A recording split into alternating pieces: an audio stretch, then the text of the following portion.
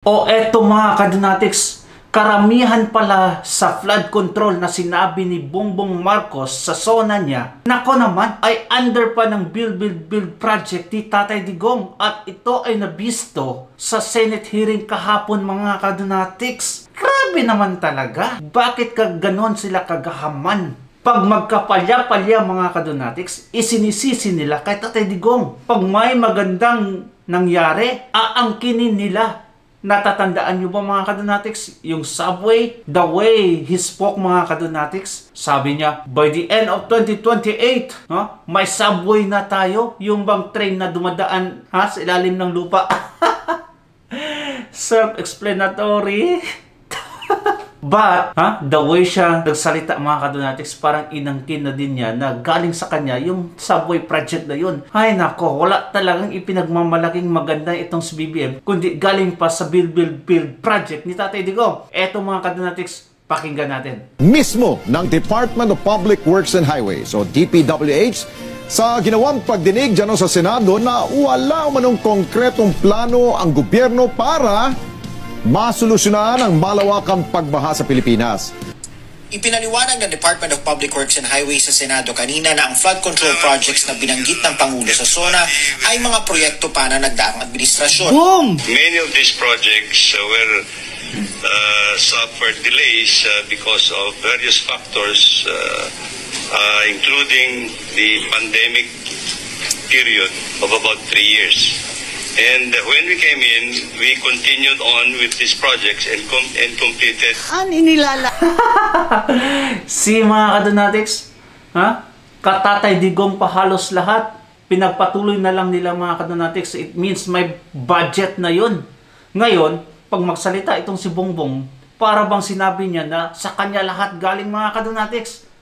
Under his administrations, yung mga projects na yun mga kadonatics, sobra talaga. Wala na ngang magandang nagawa mga kadonatics. Hambugiro pa. Ay nako. Alaan ang bilyon-bilyon pera kapag walang master plan. How do you choose the projects? Are there guidelines or parameters each time that you submit these billions and billions of requests? To what do you allocate if there is no integrated master plan for the entire country? Tama talaga, di ba? May bilyon-bilyon na mga kadonatics na budget, pero walang master plan pala sa flood control. Bakit nila inirelease yung budget mga kadonatics? Ngayon, wala na. Gone with the wind mga kadonatics. Ganyan kagarapalan yung administrasyon ngayon. Tapos kung magsalita si BBM, galit na galit sa mga corrupt na tila bang sinasabi niya na hindi siya corrupt. Washing his hands mga kadonatics. Grabe, sobra. Ang DPWH walang pondo para dito at wala rin silang pondo pambili ng mga dredging equipment para linisin ang mga silted waterways. Build project mga kadonatics. Panoorin nyo,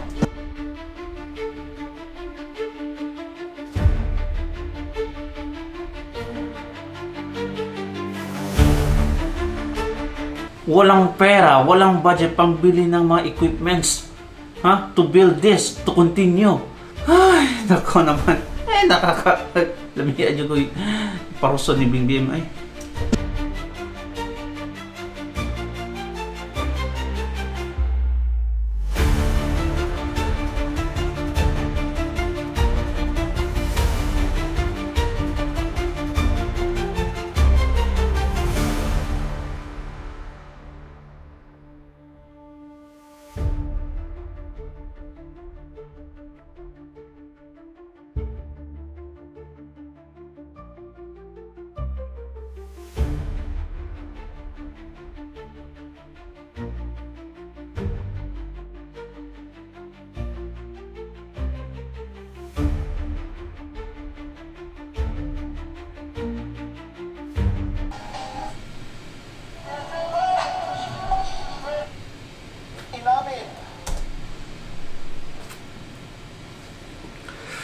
Nakakamiss talaga si Tatay Digong mga kadonatics. Grabe, sobra. The only president mga kadonatics that is so concerned about the well-being of the Filipinos, sa economy, on how we are going to progress. Ipinakulong mga kadonatics, pinakidnap. Tapos ngayon, tayo yung nagsasuffer. I really hope mga kadonatics na may election na mangyayari come 2028 kasi for sure may gagawin itong BBM administration mga kadonatics na mananatili sa pwesto. Ganyan sila kagarapalan, ganyan kagahaman sa posisyon. O eto pa mga kadonatics, isiniwalat sa interview ni DJ Chacha mga kadonatics, ang budol na sinabi ni BBM sa SONA, yung zero budget sa DOH mga kadonatics, impossible yun mangyayari mga kadonatics, kahit pa member ka ng PhilHealth. Eto, pakinggan natin. Ano po itong binabanggit ninyo na budol dito sa naging pahayag sa health agenda ni Pangulong Marcos Jr. last SONA? Alin po dong part sa mga nasabi niya? Yung sinasabi niyo pong budol?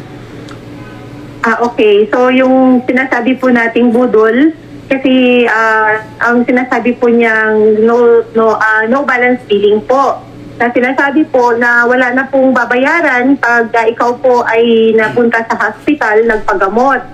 Na ang pinaka po kasi natin dyan, bakit kailangan, at ang sinabi niya po, bakit kailangan bahala na ang PhilHealth.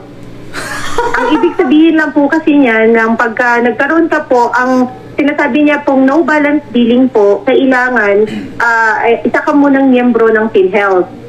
Pagka ikaw naging miyembro na ng PhilHealth, hindi ibig sabihin na automatic maging no balance billing ka po. Ay, nako.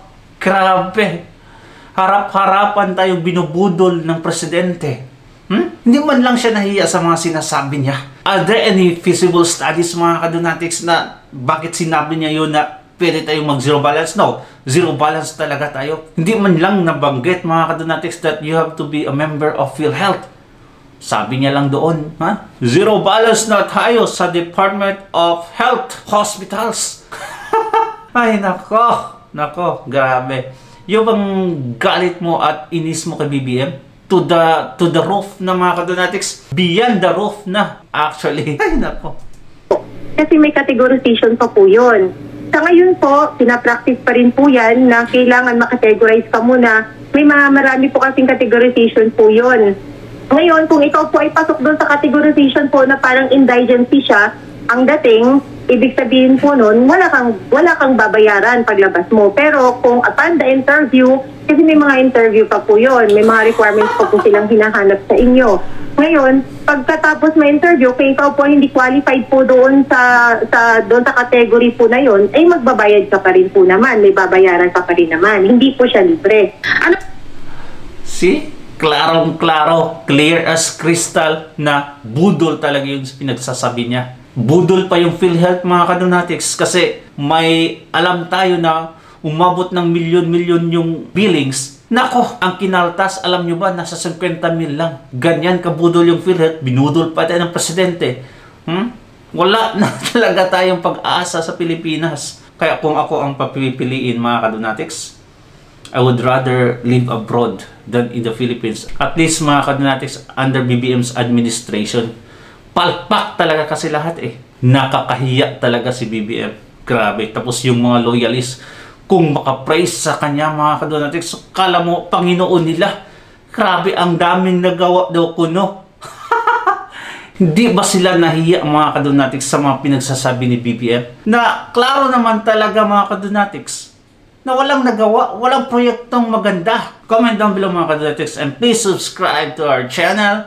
God bless you mga kadonatics. Ingat palagi. Bye-bye.